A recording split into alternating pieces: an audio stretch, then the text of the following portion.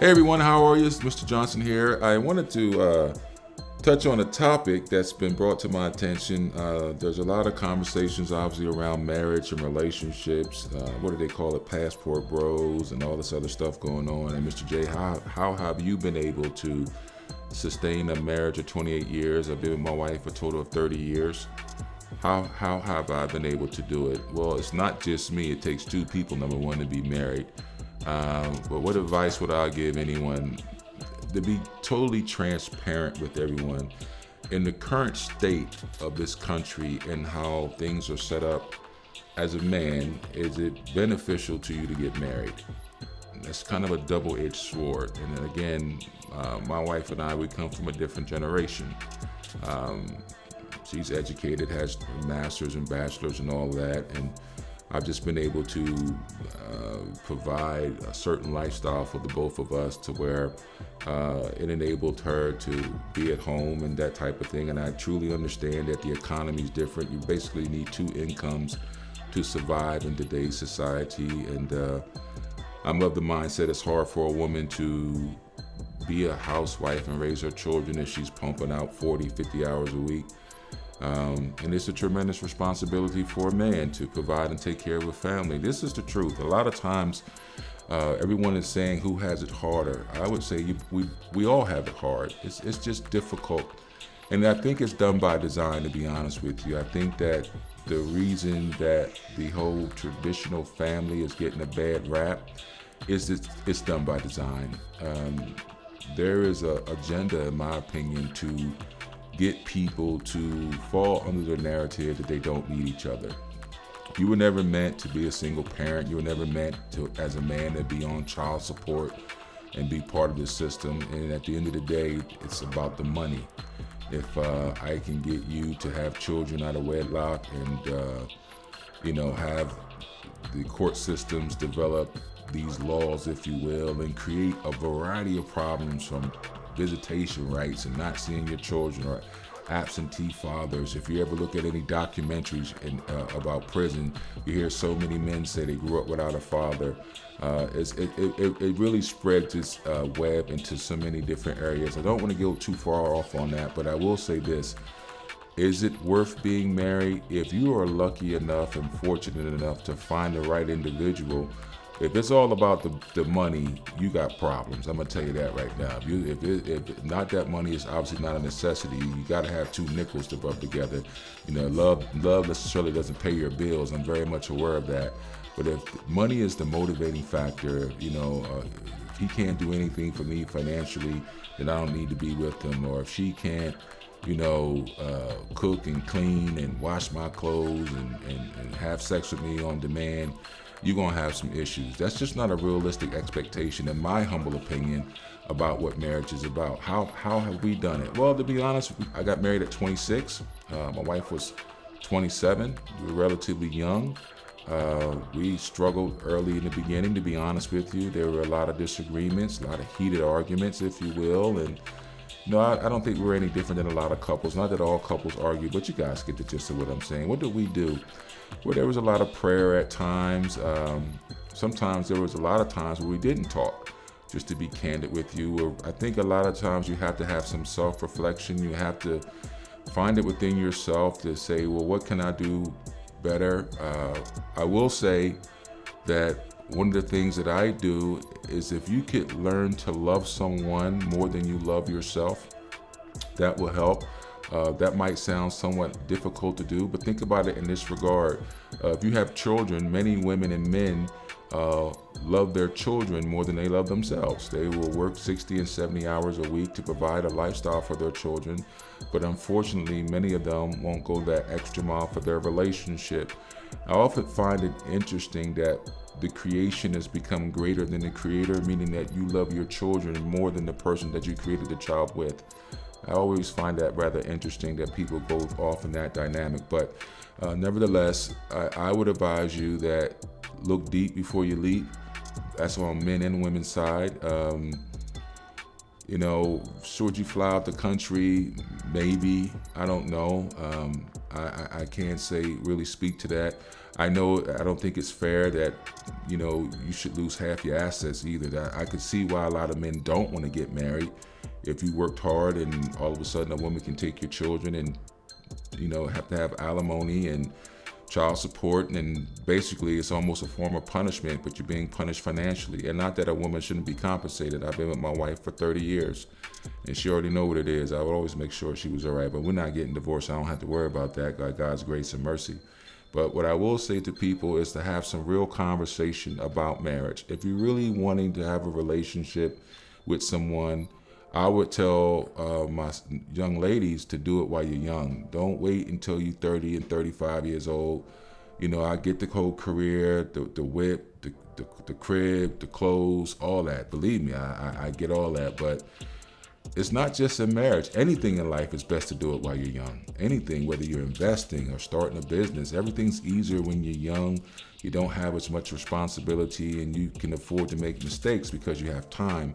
When you get older, things become a little bit more difficult. Your body starts to break down. There are elements you have to deal with. There are so many other contributing factors that you're going to have to take into consideration as it pertains to having a marriage. So I would say that to men and women, if you really want a family, you want to have children, I'm not here to tell you not to do that. I would just tell you to be wise about who you choose to do those things with.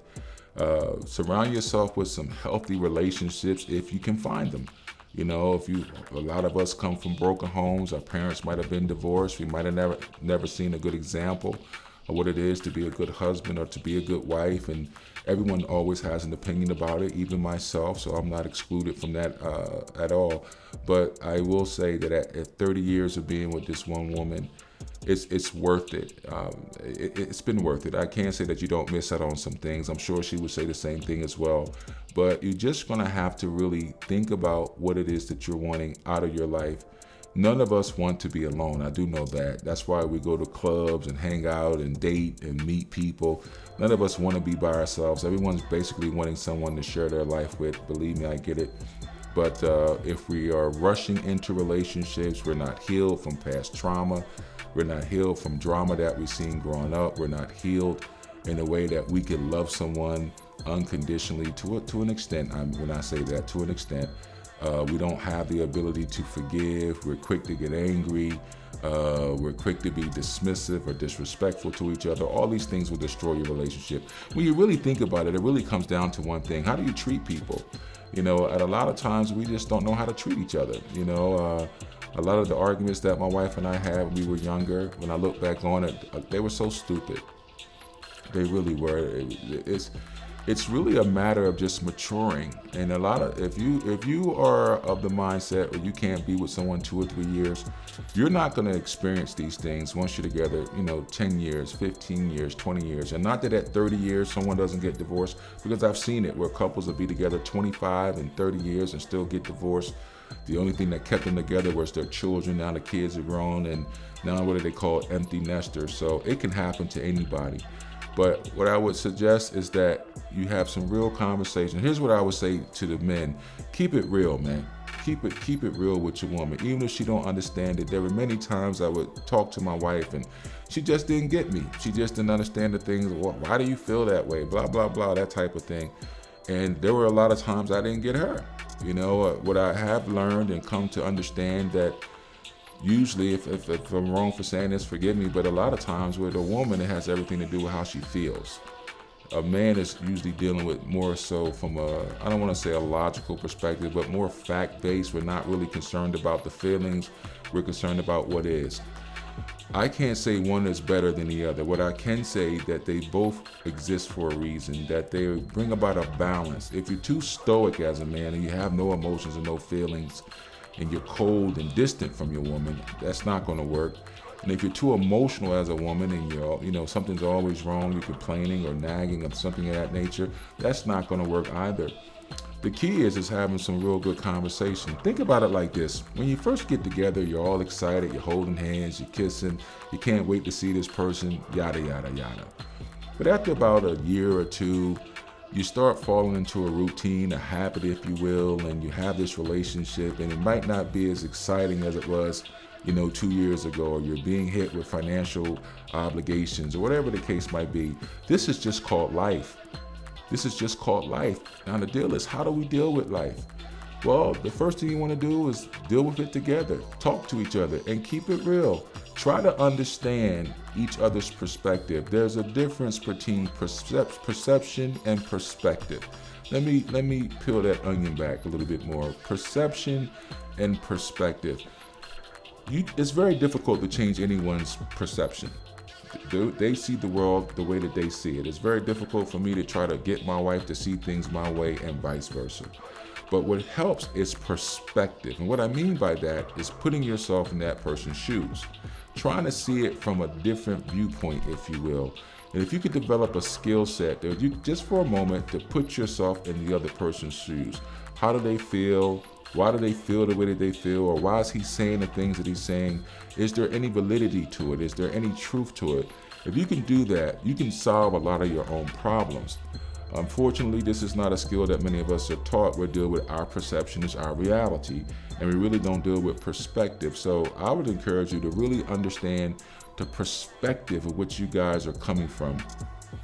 Now, as I end this conversation, I'm going to bring this into it, and some might like it, some might not. I often like to tell people that there are forces, if you will, there are energies, if you will, that are their sole job is to destroy the union of a marriage, is to destroy the love of people. This is not a popular topic, if you will. It's not something that you're going to hear a lot discussed about in the world today. But there are forces, ladies and gentlemen, dark forces that really exist. They're the voices that are speaking to you, that's telling you to leave, that's telling you to be unfaithful, that's telling you to be angry, that's telling you to hate or to despise each other. I want you to really think about that. You know, it might not be something that's in the forefront of your mind, but for lack of a better term, there are evil forces at work here. I firmly believe that. Matter of fact, I'm going to take it a step further and say I know that's true. I know that these things exist. They come to you after an argument, after a strong disagreement. They speak to you when you're laying in your bed or you're driving in your car. You're not crazy, none of us are, but I'm sure you guys know what I'm talking about. These things that are trying to stop you, to get you to become hurtful, mean, unforgiving, brutal, anything that would basically destroy the fabric of your relationship. I just want you to understand that there are things that are working against you. You know, there are real powers, real things that, for lack of a better term, you and I can't see, but we definitely feel and hear them. And I know that might not be something that it's talked about, something that people like to discuss, but we're all big girls, big boys here. Put on your grown-up pants and clothes. I mean, the fact is that there are powers that are trying to destroy you and to destroy your relationship. And I'm not trying to talk from just a religious perspective, if you will, but I think any of us would be foolish not to consider the fact, why is it that the divorce rate is so high? Why is it that marriage and family is getting such a bad rap nowadays? There is an agenda. I know I've said a lot here for you to consider and to think about, and hopefully in some way it will get you to look at things a bit differently. But I want to leave you with this. If you could pray with each other, whatever form that takes with you and your spouse, your significant other, whatever form that takes, I would advise you to do it. Something brought you together, which we know is love. We love each other. That's why we get married. No men, it's not like men don't want to get married. Men don't want to get married and get screwed over. That's the truth. They don't want to get screwed over. And you know what? The same with the woman. That door swings both ways. But if you allow the world to dictate to you how a relationship should be designed, it's like going to a casino. The odds are you're going to lose. You're going to lose because you're not free thinking in as much to say, well, regardless of what the world says, this is what we're going to do. So hopefully you can find someone that vibes on the same frequency that, if you will, that you do. and that you can have a great relationship with. And when the tough times come, love harder. There you go. When the tough times come, because they will, rest assured, the tough times are coming. That's why it says in good times and in bad, for richer or for poorer, in sickness and in health. When these things raise their head against your relationship, it is you, ultimately you, that has the decision that you have to make. Is the relationship worth saving? As I've stated before in the past, it is human nature to take the path of least resistance. No one wants to suffer. No one wants to endure hardship or pain or adversity. Believe me, I don't either. But certain things are inevitable, and it is up to you on how you deal with it. Don't listen to your friends, to my brothers. Hey man, don't listen to dudes that's constantly basically making you an immoral person. A woman is not just a piece of property, some dog. You just leave her somewhere, treat her any kind of way, say what you want to say, misuse them. That's not the case, man. That's not the case. You wouldn't want no one to treat your daughter that way. And to my sisters, my beautiful queens, I say this to you. If you have a son, ask yourself, would you want your son to get married in today's climate? Just think about it. Right, wrong, or indifferent. Right, wrong, or indifferent. It's time for us to have real conversations and solutions, not just arguments and disagreements. All that leads to is further arguments and further disagreements. That's all it's leading to. No solutions. How do we fix it? What do we need to do? Will love keep you married? No, because you could love someone and don't like them. But I will say this, forgiveness will. And you forgive each other because you love each other, just like you forgive your children when they disappoint you. You're going to make mistakes along the way. Now, some mistakes you can't recover from, adultery, physical abuse, that type of stuff, I get it. But a lot of disagreements about money or arguments or, those superficial conversations that really at the end of the day don't carry a great deal of weight when it comes to the grand scheme of life, you can overcome those things. So, and remember this, the key to staying married is you gotta wanna be married. I'm gonna say that to you again. The key to staying married is you gotta wanna be married. Most men want the comfort of a woman, and most women want a wedding. I'm gonna say that to you again. Most men want the comfort of a woman, and most women want a wedding, but none of them are really focusing on being married. That's an entirely different subject within itself. So hey, listen, that's my 2 cents worth. I hope it helps you. Don't give up, don't give up, don't give up. Love hard, fight hard, and remember that there are forces. I'm gonna say this to you again.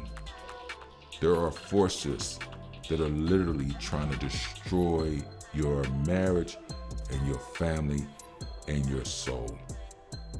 I hope that you truly understand that. I'm Mr. J. I hope this word encourages you, it helps you. And remember, your mind makes it real.